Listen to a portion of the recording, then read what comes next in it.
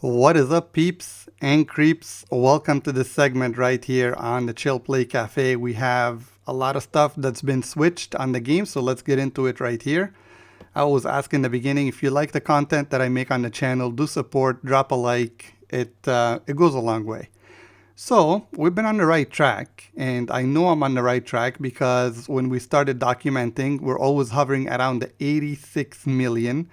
And today we finally hit that 91 million, and I'm not holding back on spending. So seeing some of the cars on discount, when they appeal to me, I'm almost at the stage right now of collecting cars. I'm not really going after something special that I know is gonna make me win some of the races. So as the Chevy Caprice that I have in this video is something that I'm just collecting. I know it's not really gonna win me any races, but I do spend money, so the money is going up at the same time, and that means we are on the right track when it comes to GTA 5.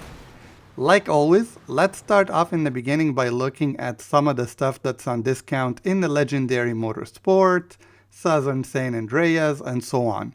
As we look at the cars that are on discount, most of them are a waste of time. The only thing that I would say go after is the F1 cars, because there is a mode attached to them this week that's gonna pay you quadruple on the money, and it's going to give you quadruple on the RP. So it's very important, if you're into racing and you know how to control these cars, to go ahead and get them, especially if they're on discount. Other than that, there's nothing really here that screams buy me off of these pages. If you're collecting, have at it. If you're not collecting, save your money. There's nothing here. The Warstock and the Elitas has absolutely no sale, so don't waste your time even going there. From there, there's one property that is on sale this week, which is kind of weird, but it has nothing to do with the double payouts that we got. The Salvage Yard is on sale, so if you don't have it, especially that it gives us multiple missions every week to grab cars, you can go ahead and get it. It's discounted. If you don't own that business yet, I do recommend you have it. Sometimes they'll give you cars that you can own, so you can salvage to own.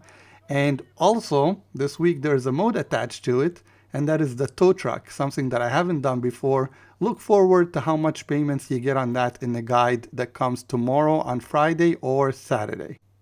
Like we always do, let's go ahead and take a drive over to Simeon's dealership and see what is offered there.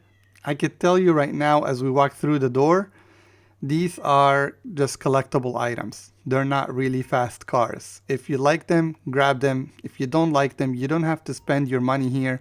Most of them are vehicles that came with the game or first DLC for Valentine. They're not really vehicles that are gonna make you, win races.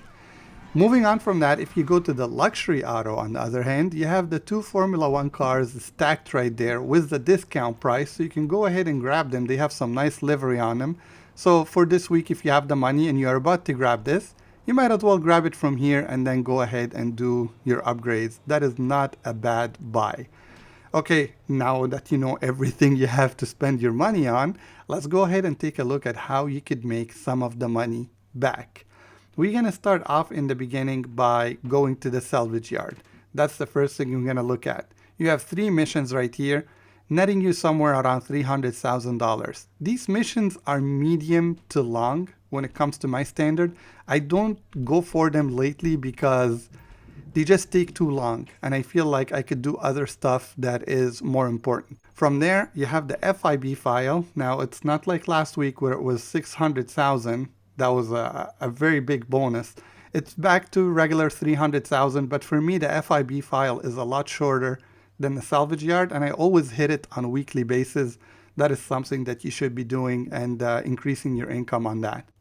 Your next option from there, since we're standing inside the salvage yard, is the tow truck. The tow truck is on double payouts, double RP this week. I haven't done any of the missions attached to it. I feel like it was paying peanuts when it first came out, but I'll document it and see how much it pays, but that option is there for you. If you're not into any of these things, you want to do something different, something that we do every week on the other hand, is the time trials. You have the junk time trial, the HSW time trial, and the regular time trial that's going to give you around 400 to 500,000, and you can finish them in less than 5 minutes. They're very easy to do. Look for the guide to go up also on the channel a little bit later today. Now let's talk about some of the modes that's gonna make you a lot of money this week, but they come with a price. And here's the deal. The races that are created by Rockstar, they have around 6 races that have to do with the open wheel. Now, open wheel comes with its own challenges because, first of all, you have to populate a room. Second of all, people will quit on you during the race. Third of all, you're dealing with hosts that kind of tailor the room to their own needs. So I stepped into a room this morning and the catching up was gone. Not that the catching up is going to be honestly doing much in these races because there's so many twists and turns, you really have to be precise. But they take the catching up off and they take off in the beginning of the race.